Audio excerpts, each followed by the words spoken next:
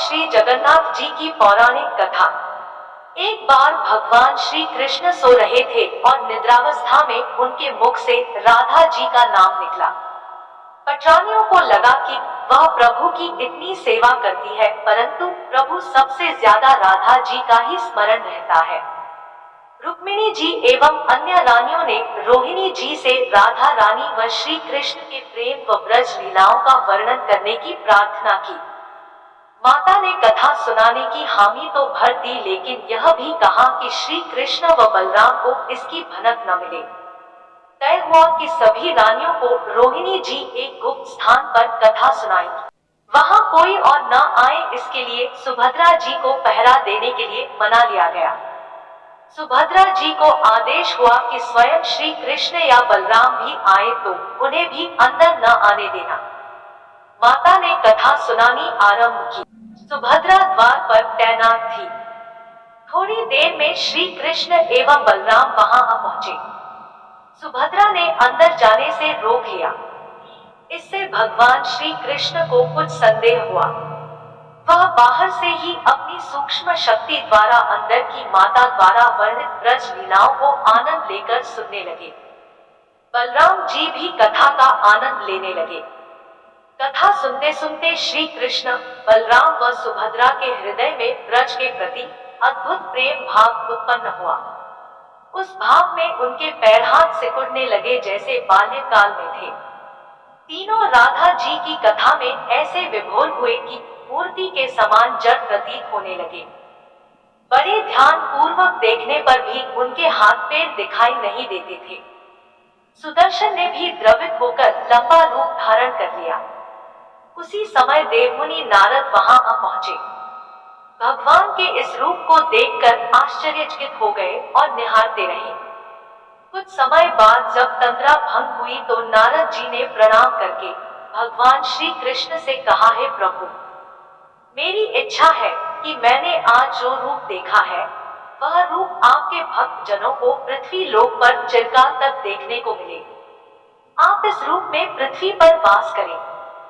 भगवान श्री कृष्ण नारद जी की बात से प्रसन्न हुए और उन्होंने कहा कि ऐसा ही होगा।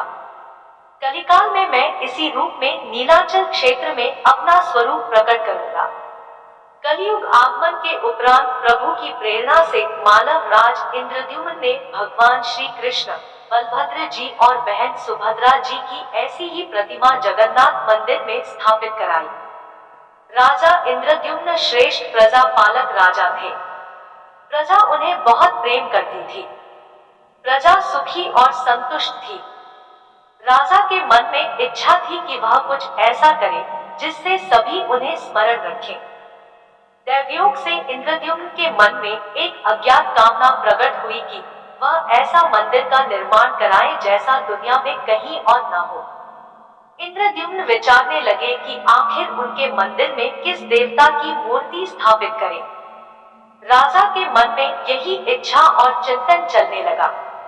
एक रात इसी पर गंभीर चिंतन करते सो गए। नींद में राजा ने एक सपना देखा। सपने में उन्हें एक देववाणी सुनाई पड़ी। इंद्रद्युम्न ने सुना, राजा तुम पहले नए मंदिर का निर्माण आरंभ करो। मूर्ति विग्रह की चिंता छोड़ दो। उचित समय आने पर तुम्हें स्वयं राह दिखाई पड़ेगी। राजा नींद से जाग उठे। सुबह होते ही उन्होंने अपने मंत्रियों को सपने की बात बताई। राजपुरोहित के सुझाव पर शुभ मुहूर्त में पूर्वी समुद्र तट पर एक विशाल मंदिर के निर्माण का निश्चय हुआ। वैदिक मंत्रोच्चार के साथ मंदिर निर्माण का श्री गणेश हुआ। राजा इंद्रद्युम्न के मंदिर बनवाने की सूचना शिल्पियों और कारीगरों को हुई। सभी इसमें योगदान देने पहुंचे। दिन रात मंदिर के निर्माण में जुट गए। कुछ ही वर्षों में मंदिर बनकर तैयार हुआ।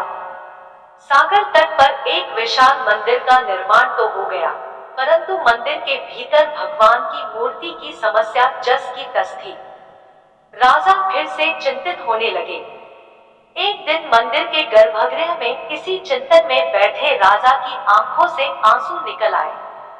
राजा ने भगवान से विनती की, प्रभु आपके किस स्वरूप को इस मंदिर में स्थापित करूं। इसकी चिंता से व्यग्र हूँ। मार्ग दिखाइए। आपने स्वप्न में जो संकेत दिया था, उसे पूरा होने का समय कब आएगा? देव विग्रह विहीन मंदिर देख सभी मुझ पर हंसेंगे। राजा की आंखों से आंसू झर रहे थे और वह प्रभु से प्रार्थना करते जा रहे थे, प्रभु आपके आशीर्वाद से मेरा बड़ा सम्मान है। प्रजा समझेगी कि मैंने झूठ मूठ में स्वप्न में आपके आदेश की बात कहकर इतना बड़ा श्रम कराया। हे प्रभु मार्ग दिखाइए। राजा दुखी मन से अपने महल में चले गए। उस रात को राजा ने फिर एक सपना देखा। सपने में उसे देव वाणी सुनाई दी, राजन, यहाँ निकट में ही भगवान श्री कृष्ण का विग्रह रूप है। तुम उन्हें खोजने का प्रयास करो, तुम्हें दर्शन मिलेंगे। इंद्रद्युम्न ने स्वप्न की बात पुनः पुरोहित और मंत्रियों को बताई। सभी यह निष्कर्ष पर पहुंचे कि प्रभु की कृपा सहज प्राप्त नहीं होगी। उसके लिए हमें निर्मल मन से परिश्रम आरंभ करना होगा। भगवान के विग्रह का पता लगाने की जिम्मेदारी राजा इंद्रद्युम्न ने 4 विद्वान पंडितों को सौंप दिया। प्रभु इच्छा से प्रेरित होकर चारों विद्वान 4 दिशाओं में निकले। उन चारों में एक विद्वान थे, विद्यापति। वह चारों में सबसे कम उम्र के थे। प्रभु के विग्रह की खोज के दौरान उनके साथ बहुत से अलौकिक घटनाएं हुई। पंडित विद्यापति पूर्व दिशा की ओर चले। कुछ आगे चलने के बाद विद्यापति उत्तर की ओर मुड़े तो उन्हें एक जंगल दिखाई दिया। वन भयावह था। विद्यापति श्री कृष्ण के उपासक थे। उन्होंने श्री कृष्ण का स्मरण किया और राह दिखाने की प्रार्थना की। भगवान श्री कृष्ण की प्रेरणा से उन्हें राह दिखने लगी। प्रभु का नाम लेते वह वन में चले जा रहे थे। जंगल के मध्य उन्हें एक पर्वत दिखाई दिया। पर्वत के वृक्षों से संगीत की ध्वनि सा सुरम्य गीत सुनाई पड़ रहा था। विद्यापति संगीत के जानकार थे। उन्हें वहां मृदंग, बंसी और करताल की मिश्रित ध्वनि सुनाई दे रही थी। यह संगीत उन्हें दिव्य लगा। संगीत की लहरियों को खोजते विद्यापति आगे बढ़ चले। वह जल्दी ही पहाड़ी की चोटी पर पहुंच गए। पहाड़ के दूसरी ओर उन्हें एक सुंदर घाटी दिखी जहां भील नृत्य कर रहे थे। विद्यापति उस दृश्य को देखकर मंत्रमुग्ध थे।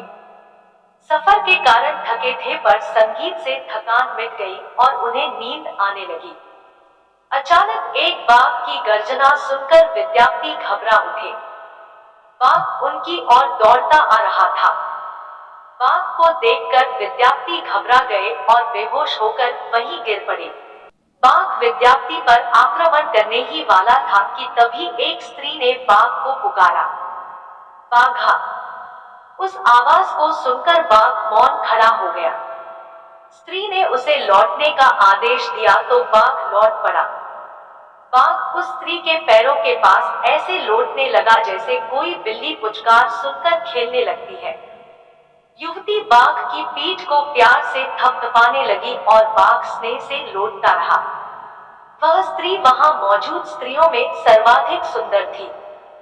वह भीलों के राजा विश्वावसु की इकलौती पुत्री ललिता थी। ललिता ने अपनी सेविकाओं को अचेत विद्यापति की देखभाल के लिए भेजा। सेविकाओं ने झरने से जल लेकर विद्यापति पर छिड़का। कुछ देर बाद विद्यापति की चेतना लौटी। उन्हें जल पिलाया गया। विद्यापति यह सब देखकर कुछ आश्चर्य में थे। ललिता विद्यापति के पास आई और पूछा, आप कौन हैं और भयानक जानवरों से भरे इस वन में आप कैसे पहुंचे? आपके आने का प्रयोजन बताइए ताकि मैं आपकी सहायता कर सकूं। विद्यापति के मन से बाघ का भय पूरी तरह गया नहीं था। ललिता ने यह बात भांप ली और उन्हें सांत्वना देते हुए कहा, विप्रवर, आप मेरे साथ चले। जब आप स्वस्थ हो तब अपने लक्ष्य की ओर प्रस्थान करें।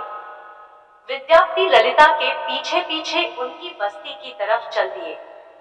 विद्यापति भीलों के राजा विश्वावसु से मिले और उन्हें अपना परिचय दिया। विश्वावसु विद्यापति जैसे विद्वान से मिलकर बड़े प्रसन्न हुए। विश्वावसु के अनुरोध पर विद्यार्थी कुछ दिन वहां अतिथि बनकर रुके। वह भीलों को धर्म और ज्ञान का उपदेश देने लगे। उनके उपदेशों को विश्वावसु तथा ललिता बड़ी रुचि के साथ सुनते थे। ललिता के मन में विद्यार्थी के लिए अनुराग पैदा हो गया। विद्यार्थी ने भी भांप लिया कि ललिता जैसी सुंदरी को उनसे प्रेम हो गया है, किंतु विद्यार्थी एक बड़े कार्य के लिए निकले थे। अचानक एक दिन विद्यार्थी बीमार हो गए। ललिता ने उसकी सेवा की। इससे विद्यार्थी के मन में भी ललिता के प्रति प्रेम भाव पैदा हो गया। विश्वावसु ने प्रस्ताव रखा कि विद्यार्थी ललिता से विवाह कर ले। विद्यार्थी ने इसे स्वीकार कर लिया। कुछ दिन दोनों के सुखमय बीते। ललिता से विवाह करके विद्यार्थी प्रसन्न तो था, पर जिस महत्वपूर्ण कार्य के लिए वह आए थे वह अधूरा था। यही चिंता उन्हें बार बार सताती थी। इस बीच विद्यार्थी को एक विशेष बात पता चली। विश्वावसु हर रोज सवेरे उठकर कहीं चला जाता था और सूर्योदय के बाद ही लौटता था। कितनी भी विकट स्थिति हो, उसका यह नियम कभी नहीं टूटता था। विश्वावसु के इस व्रत पर विद्यार्थी को आश्चर्य हुआ। उनके मन में इस रहस्य को जानने की इच्छा हुई। आखिर विश्वावसु जाता कहाँ है? एक दिन विद्यार्थी ने ललिता से इस संबंध में पूछा। ललिता यह सुनकर सहम गई। विद्यार्थी ने ललिता से उसके पिता द्वारा प्रतिदिन सुबह किसी अज्ञात स्थान पर जाने और सूर्योदय के पूर्व लौट आने का रहस्य पूछा। विश्वावसु का नियम किसी भी हाल में नहीं टूटता था, चाहे कितनी भी विकट परिस्थिति हो। ललिता के सामने धर्म संकट आ गया। वह पति की बात को ठुकरा नहीं सकती थी, लेकिन पति जो पूछ रहा था वह उसके वंश की गोपनीय परंपरा से जुड़ी बात थी, जिसे खोलना संभव नहीं था। ललिता ने कहा, स्वामी, यह हमारे कुल का रहस्य है, जिसे किसी के सामने खोला नहीं जा सकता, परंतु आप मेरे पति हैं और मैं आपको कुल का पुरुष मानते हुए जितना संभव है उतना बताती हूँ। यहाँ से कुछ दूरी पर एक गुफा है, जिसके अंदर हमारे कुल देवता है। उनकी पूजा हमारे सभी पूर्वज करते आए हैं। यह पूजा निर्बाध चलनी चाहिए। उसी पूजा के लिए पिताजी रोज सुबह नियमित रूप से जाते हैं। विद्यार्थी ने ललिता से कहा कि वह भी उनके कुल देवता के दर्शन करना चाहते हैं। ललिता बोली, यह संभव नहीं है। हमारे कुल देवता के बारे में किसी को जानने की इच्छा है। यह सुनकर मेरे पिता क्रोधित हो जाएंगे। विद्यार्थी की उत्सुकता बढ़ रही थी। वह तरह तरह से ललिता के अपने प्रेम की शपथ देकर उसे मनाने लगे। आखिरकार ललिता ने कहा कि वह अपने पिताजी से विनती करेगी कि वह आपको देवता के दर्शन करा दे। ललिता ने पिता से सारी बात कही। वह क्रोधित हो गए। ललिता ने जब यह कहा कि मैं आपकी अकेली संतान हूँ, आपके बाद देवता के पूजा का दायित्व मेरा होगा, इसलिए मेरे पति का यह अधिकार बनता है, क्योंकि आगे उसे ही पूजना होगा। विश्वावसु इस तर्क के आगे झुक गए। वह बोले, गुफा के दर्शन किसी को तभी कराए जा सकते हैं जब वह भगवान की पूजा का दायित्व अपने हाथ में ले ले। विद्यार्थी ने दायित्व स्वीकार किया तो विश्वावसु देवता के दर्शन कराने को राजी हुए। दूसरे दिन सूर्योदय से पूर्व विद्यार्थी की आंखों पर पट्टी बांधकर विश्वावसु उनका दाहिना हाथ पकड़कर गुफा की तरफ निकले। विद्यार्थी ने मुट्ठी में सरसों रख लिया था, जिसे रास्ते में छोड़ते हुए गए। गुफा के पास पहुंचकर विश्वावसु रुके और गुफा के पास पहुंच गए। विश्वावसु ने विद्यार्थी के आंखों की काली पट्टी खोल दी। उस गुफा में नीले रंग का प्रकाश चमक उठा। हाथों में मुरली लिए भगवान श्री कृष्ण का रूप विद्यार्थी को दिखाई दिया। विद्यार्थी आनंद मग्न हो गए। उन्होंने भगवान के दर्शन किए। दर्शन के बाद तो जैसे विद्यार्थी जाना ही नहीं चाहते थे, पर विश्वावसु ने लौटने का आदेश दिया। फिर उनकी आंखों पर पट्टी बांधी और दोनों लौट पड़े। लौटने पर ललिता ने विद्यार्थी से पूछा, विद्यार्थी ने गुफा में दिखे अलौकिक दृश्य के बारे में पत्नी को बताना भी उसने उचित नहीं समझा। वह टाल गए। यह तो जानकारी हो चुकी थी कि विश्वावसु श्री कृष्ण की मूर्ति की पूजा करते हैं। विद्यार्थी को आभास हो गया कि महाराज ने स्वप्न में जिस प्रभु विग्रह के बारे में देववाणी सुनी थी, वह इसी मूर्ति के बारे में थी। विद्यार्थी विचार करने लगे कि किसी तरह इसी मूर्ति को लेकर राजधानी पहुंचना होगा। वह एक तरफ तो गुफा से मूर्ति को लेकर जाने की सोच रहे थे, दूसरी तरफ भील राज और पत्नी के साथ विश्वासघात के विचार से उनका मन व्यथित हो रहा था। विद्यार्थी धर्म के बारे में सोचते रहे। फिर विचार आया कि यदि विश्वावसु ने सचमुच उस पर विश्वास किया होता तो आंखों पर पट्टी बांधकर गुफा तक नहीं ले जाता, इसलिए उसके साथ विश्वासघात का प्रश्न नहीं उठता। उसने गुफा से मूर्ति चुराने का मन बना लिया। विद्यार्थी ने ललिता से कहा कि वह अपने माता पिता के दर्शन करने के लिए जाना चाहता है, वे उसे लेकर परेशान होंगे। ललिता भी साथ चलने को तैयार हुई तो विद्यार्थी ने यह कहकर समझा लिया कि वह शीघ्र ही लौटेगा तो उसे लेकर जाएगा। ललिता मान गई। विश्वावसु ने उसके लिए घोड़े का प्रबंध किया। अब तक सरसों के दाने से पौधे निकल आए थे। उनको देखता विद्यार्थी गुफा तक पहुंच गया। उसने भगवान की स्तुति की और क्षमा प्रार्थना के बाद उनकी मूर्ति उठाकर झोले में रख ली। शाम तक वह राजधानी पहुंच गया और सीधा राजा के पास गया। उसने दिव्य प्रतिमा राजा को सौंप दी और पूरी कहानी सुनाई। राजा ने बताया कि उसने कल एक सपना देखा कि सुबह सागर में एक कुंदा बहकर आएगा। उस कुंदे की नक्काशी करवाकर भगवान की मूर्ति बनवा लेना, जिसका अंश तुम्हें प्राप्त होने वाला है। वह भगवान श्री विष्णु का स्वरूप होगा। तुम जिस मूर्ति को लाए हो वह भी भगवान विष्णु का अंश है। दोनों आश्वस्त थे कि उनकी तलाश पूरी हो गई है। राजा ने कहा कि जब भगवान द्वारा भेजी लकड़ी से हम इस प्रतिमा का बड़ा स्वरूप बनवा लेंगे, तब तुम अपने ससुर से मिलकर उन्हें मूर्ति वापस कर देना। उनके कुल देवता का इतना बड़ा विग्रह एक भव्य मंदिर में स्थापित देखकर उन्हें खुशी ही होगी। दूसरे दिन सूर्योदय से पूर्व राजा विद्यार्थी तथा मंत्रियों को लेकर सागर तट पर पहुंचा। स्वप्न के अनुसार एक बड़ा कुंदा पानी में बहकर आ रहा था। सभी उसे देखकर प्रसन्न हुए। 10 नावों पर बैठकर राजा के सेवक उस कुंदे को खींचने पहुंचे। मोटी मोटी रस्सियों से कुंदे को बांधकर खींचा जाने लगा, लेकिन कुंदा टस से मस नहीं हुआ और लोग भेजे गए, लेकिन सैकड़ों लोग और नावों का प्रयोग करके भी कुंदे को हिलाया तक नहीं जा सका। राजा का मन उदास हो गया। सेनापति ने एक लंबी सेना कुंदे को खींचने के लिए भेज दी। सारे सागर में सैनिक ही सैनिक नजर आने लगे, लेकिन सभी मिलकर कुंदे को अपने स्थान से हिला तक न सके। सुबह से रात हो गई। अचानक राजा ने काम रोकने का आदेश दिया। उसने विद्यार्थी को अकेले में ले जाकर कहा कि वह समस्या का कारण जान गया है।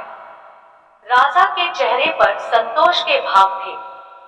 राजा ने विद्यार्थी को गोपनीय रूप से कहीं चलने की बात कही।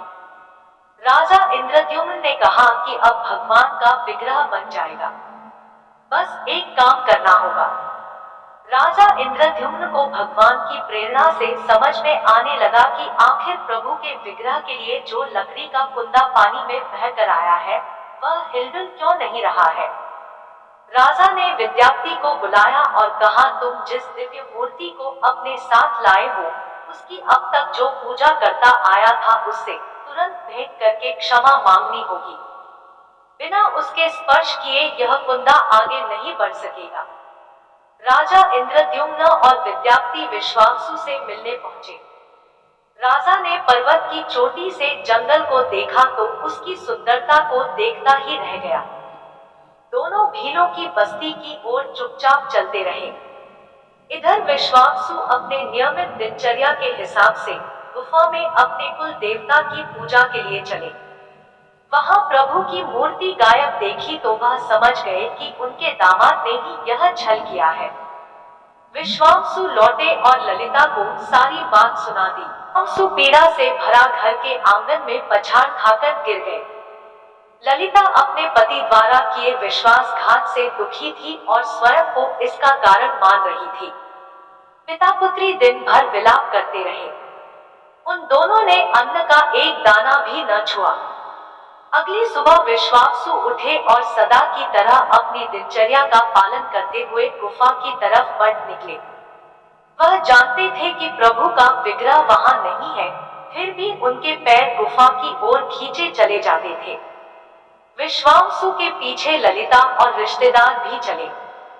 विश्वावसु गुफा के भीतर पहुंचे, जहां भगवान की मूर्ति होती थी।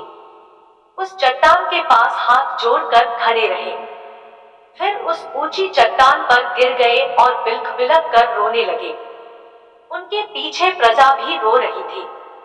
एक भील युवक भागता हुआ गुफा के पास आया और बताया कि उसने महाराज और उनके साथ विद्यार्थी को बस्ती की ओर से आते देखा है।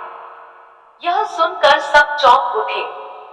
विश्वावसु राजा के स्वागत में गुफा से बाहर आए, लेकिन उनकी आंखों में आंसू थे। राजा इंद्रद्युम्न विश्वावसु के पास आए और उन्हें अपने हृदय से लगा लिया।